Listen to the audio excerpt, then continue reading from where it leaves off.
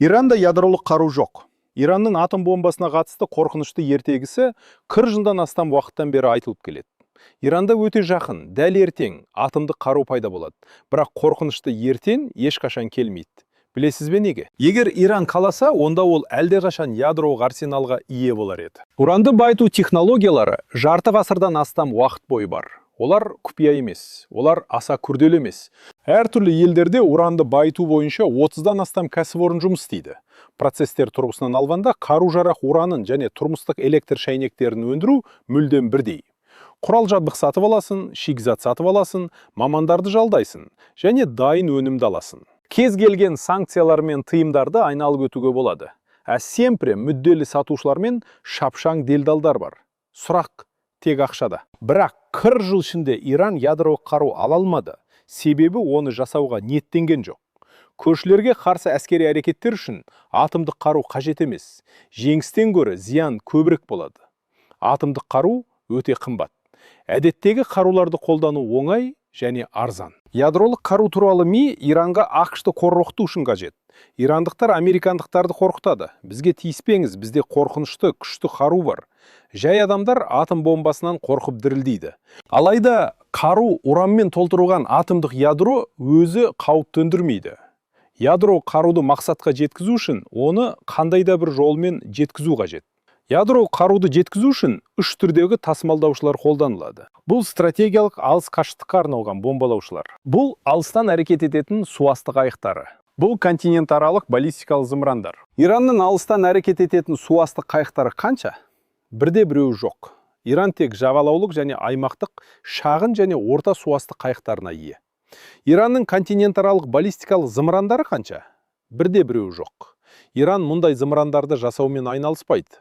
Иран Америка Құрама Штаттарының территориясы мен тұрғындарына әскери қауіп төндірмейді. Иран Америкаға ауыр зиян келтіруге қабілетті емес. Тіпті ядролық оқтұмсықтар болған жағдайда да. Сонда Дональд Трамп неге Иранды ақш-қа қауіп деп жариялап, әскери операцияны бастады? Себеп көмірсутектерде. Иран әлемде мұнай қорлары бойынша 3-ші орында, ал табиғи газ қорлары бойынша 2-ші орында. Бүгін Иранның халықаралық мұнай және газ нарығындағы үлесі аз. Иранға көп экспорттауға мүмкіндік бермейді. Мұнай мен газ қазіргі өркениеттің негізі. Мұнай мен газ бәріне қажет. Көмірсутектер экономикалық қару.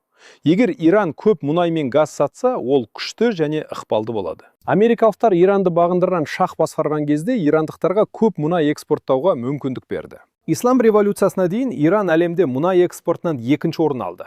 Бірақ содан кейін ирандықтар Америкаға бағынуды тоқтатып, шақты қуып шықты. Америка санкциялар енгізіп, Ираннан мұнай экспортын шектеді, қолдарынан келгенше. Бүгін Иран тіпті ең ірі экспорттаушылардың ондығына кірмейді.